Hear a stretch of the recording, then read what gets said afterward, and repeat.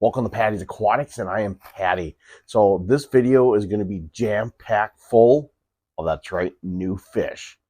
So I don't know about you guys, but getting new fish is one of the most exciting parts for me in this hobby. I don't care how many tanks I have. When I get new fish, it's one of the most like adrenaline rush things I've ever had before, because it's so exciting to be able to get these different fish, to be able to put in a tank, and then trying to figure out really how you want to escape it, how you want to set it up. What are your plans for these fish? Are you trying to breed them? Thinking long term, and just my mind goes and goes and goes because I absolutely love it. So what I got today really were from two different places. So I got some fish shipped to me.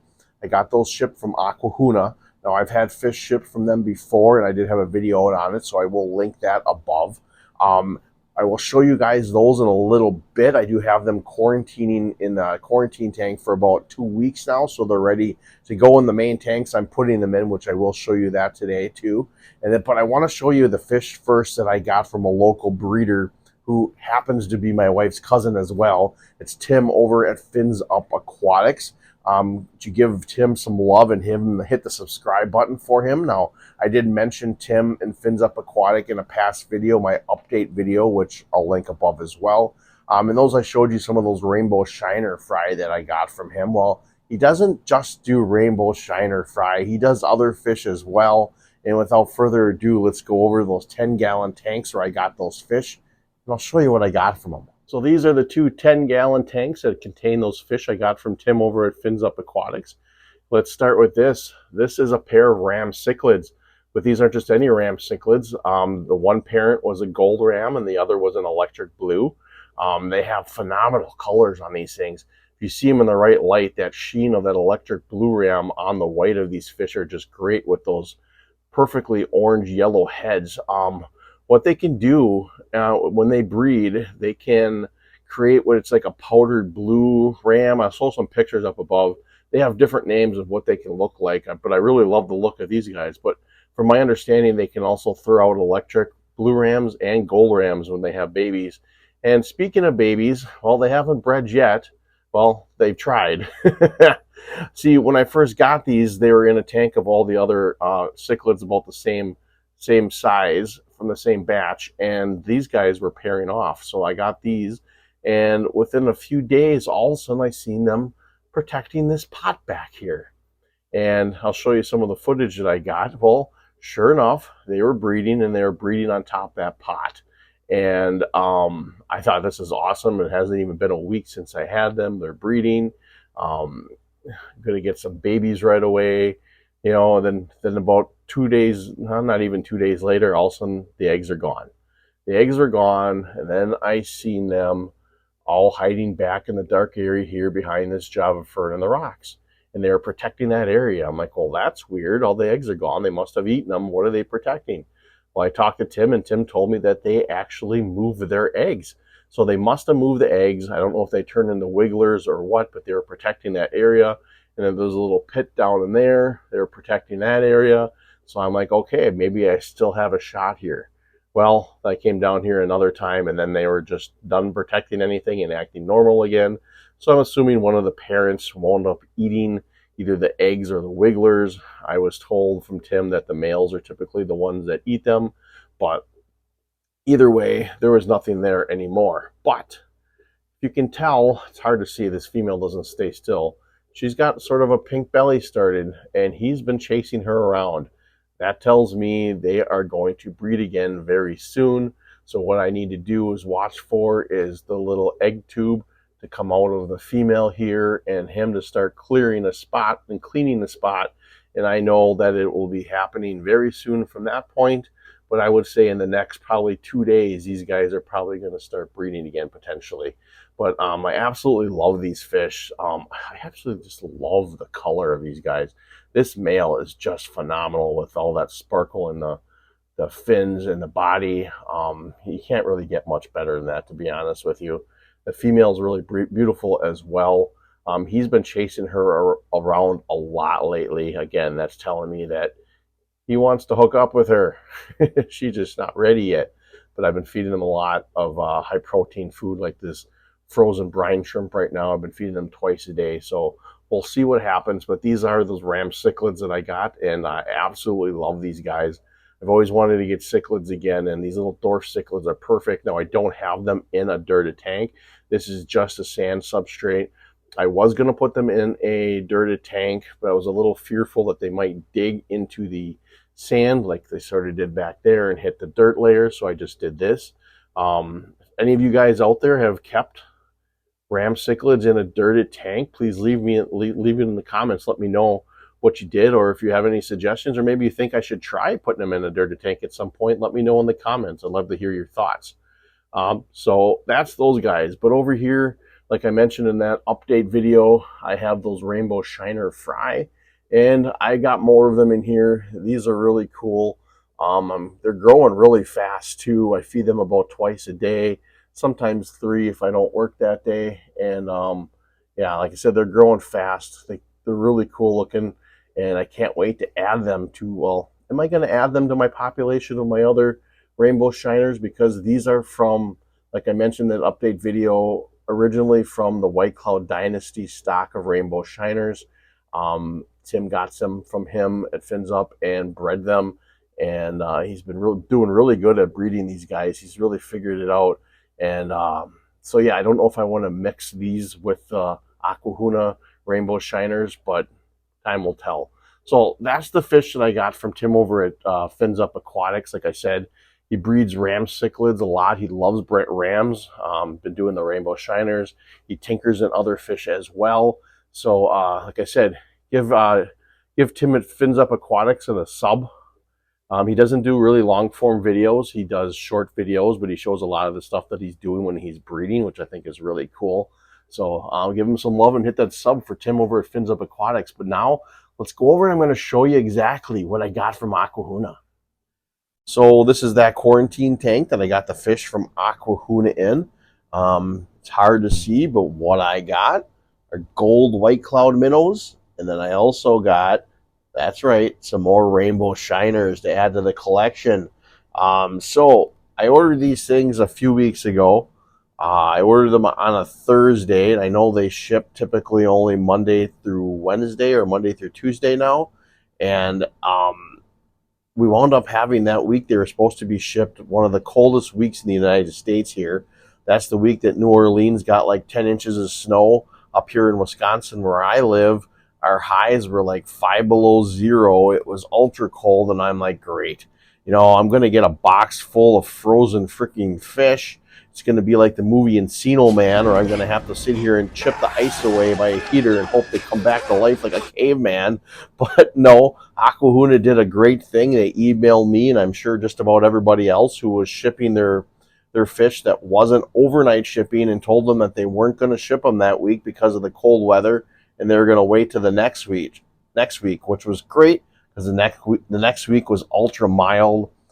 So I got the fish notification on that Sunday night telling me that the fish were shipped. Now, I don't know if they actually were boxed up on that Sunday night or if they just made a label, but by Tuesday, all of a sudden, I got a notification that they were in my local city's post office, but they wouldn't be delivered to the next day. So I called up the post office and asked if I can come get them, and I got them on that Tuesday. So they really were only in a box for maybe 2 days tops. I'll show you some footage. I got that box and I opened it up, and they were warm. The heat pack was still going. There was no loss of heat. Now, the idea of getting these guys was that I knew they were colder water species, and I knew that with ordering these in the winter, I really had a lot more leeway to be able to get away with having them survive and being shipped non-overnight, considering that they can handle a little bit more drastic of temperature changes and dips in cooler water compared to other tropical fish. So that's what I got. So what am I going to do with them?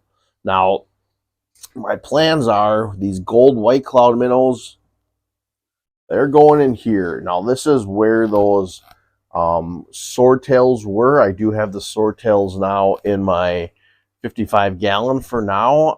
I might sell these guys at that local swap meet I'm going to. What happens to be in a few days. But I might keep them in here yet. I don't know yet. I really like them, but I don't really, I don't know. My mind hasn't been made up. That's how I go back and forth with some fish sometimes. But either way, I rescaped this a little bit. I took all those plants out of the middle and made a little rock pile. So the gold white clouds are going to go in here, and then the rainbow shiners are going to go up with the other rainbow shiners in the tank here.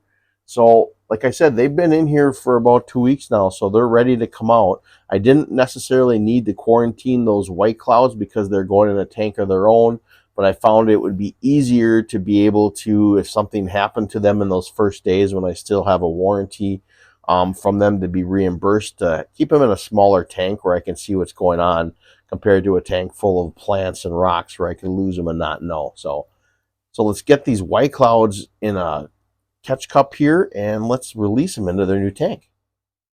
All right, so I got 12 gold white cloud minnows here ready to go in their tank.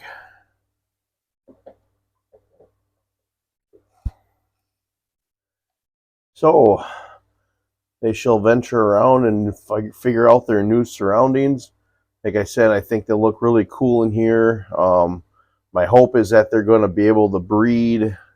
My thought process a little bit is that with this rock pile in here, if they wind up breeding over those rocks, maybe the eggs will fall down and they can't eat them, and there's little hiding spots for any little potential fry to be able to hang out in and not get eaten by these guys as they get bigger. So, yep, these are my gold white cloud minnows. I'm really excited for these guys because I really like the white clouds, and their little brethren will be over in this tank of the normal white clouds. So, next up, I have 9 rainbow shiners I'm going to add to this tank of these 4 existing ones. Now, well, let's put them in, then we'll talk.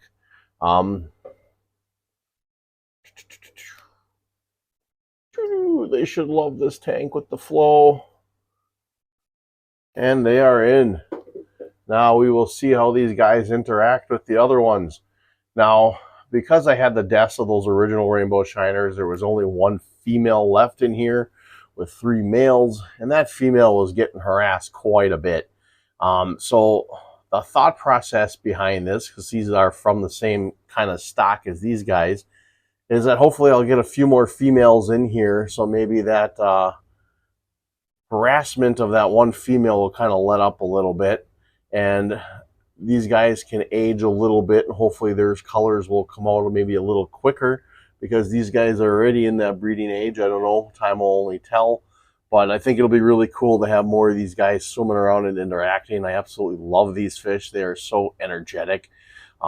Again, obviously the colors are just freaking phenomenal on them. So yeah, I'm very excited for seeing how these guys do long term, especially once they color up. And then, like I said, I have to think about a little bit those other shiners that I showed you that I got that are from originally from the White Cloud Dynasty line. Their colors are much better than these. The stock is much better, but I don't know if I want to mix them or not. I guess time will tell as they get a little older and I make up my mind. But for right now, this is going to be a really cool tank once these guys loosen up a little bit, get adjusted, and start swimming with the flow with these guys. And it looks like they're already getting along, which is very cool. So yeah, these are my rainbow shiners now. I got a full tank of them again. I am so happy. It was very devastating when I lost a few of these some months back, and to be able to have a tank full of them again, I just absolutely love it. I can't wait till they get all to be looking like these guys, because that's just really, the colors of these guys are just great. I don't know another freshwater fish besides maybe like discus and stuff that really can throw these colors off like this, and just, I don't know. And they're so energetic as well. So yeah, rainbow shiner tank. Well, so that was my new fish that I got from Aqua Huna and Tim over at Phinsup Aquatics. Like I said before in the opening, I just absolutely love new fish. To be able to really watch them, see how they interact, it just brings an added new excitement to the fish room, added new excitement to me. And that's what I love about changing things up once in a while within my fish room, is it gives me, like I said, that new excitement, that new challenge, the new thing to be able to look for and try to breed.